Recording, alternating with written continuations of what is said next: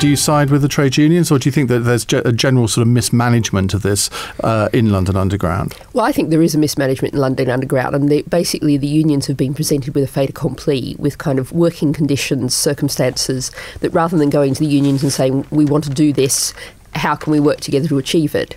The unions have been presented with a plan and told take it or leave it. And I think the fact is one of your earlier guests was highlighting, the fact that you've got 4 unions, including unions that aren't known for their militancy, who've had very high levels of strike ballot, shows that the management really is at fault here.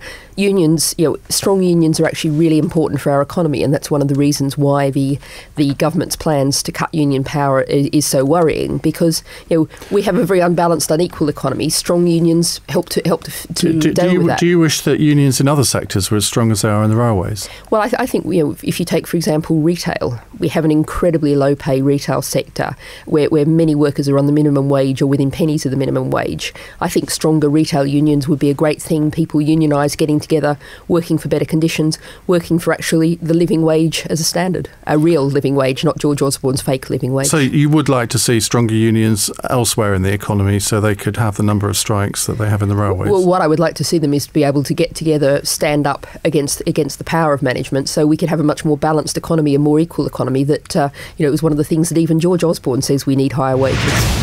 So, this is the story that's dominating all the papers, although I've gone to one of the inside ones in The Sun, the headline of which is "Cops Make Astonishing Heath Appeal. Were you ever abused by former Prime Minister?" And I think this is a story that's going to run.